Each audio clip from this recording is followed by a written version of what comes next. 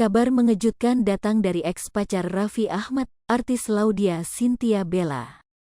Mantan istri Engku Emran itu diisukan akan menikah dengan salah satu pangeran Dubai.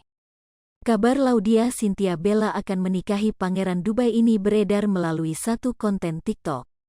Isu kedekatan Laudya Chintya Bella dengan pangeran Dubai muncul pertama di TikTok @officiamctv, yang mengunggah cuplikan video konten YouTube The Sungkar, Minggu, tanggal 22 Mei tahun 2022. Sejumlah warganet yang menyaksikan video tersebut ikut mendoakan yang terbaik untuk Laudya Chintya Bella. Amin, semoga benar ya, aku doakan Bella, tulis akun Ifah Hanum. Alhamdulillah kel bener, SMG bahagia Bella, tulis akun Isem 4N1R.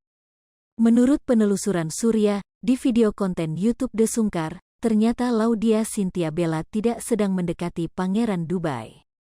Siren Sungkar mengatakan bahwa tujuan Bella, panggilan akrab Laudya Chintya Bella ke Dubai selain jalan-jalan adalah untuk mencari abaya.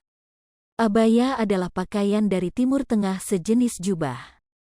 Tahu gak sih kalau aku punya sahabat dari Jakarta namanya Laudya Chintya Bella, tapi di Jakarta susah banget ketemunya di Dubai, ujar Siren Sungkar. Alhamdulillah, jawab Bella. Bella dan Siren ternyata sudah janjian bertemu di Dubai H2 sebelum keberangkatan dari Indonesia. Mereka pun janjian untuk membeli abaya bersama. Jadi kita ketemu besok, tanya Siren Sungkar. Insya Allah, itu yang dituju, jawab Bella. Jadi ke Dubai cuma mau cari abaya, kata Siren Sungkar. Sebagai informasi, Laudya Chintya Bella bercerai dengan Engku Emran pada Juni tahun 2020 setelah menjalin rumah tangga selama 2 tahun. Beredar rumor penyebab keretakan rumah tangga Bella lantaran diselingkuhi. Hampir semua orang tahu bahwa pria Arab kebanyakan menyukai wanita Indonesia. Ada yang dijadikan istri dan juga masih tahapan pendekatan. Ada beberapa sebab mereka bertemu dan mengenal satu sama lain.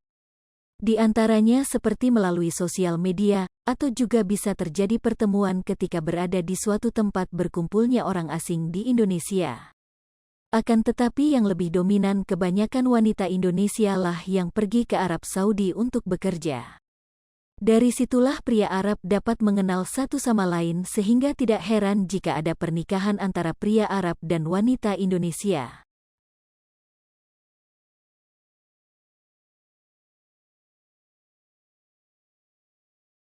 Hai pemirsa Sri Popo TV, jangan lupa komen, like, dan subscribe, serta tonton terus berita-berita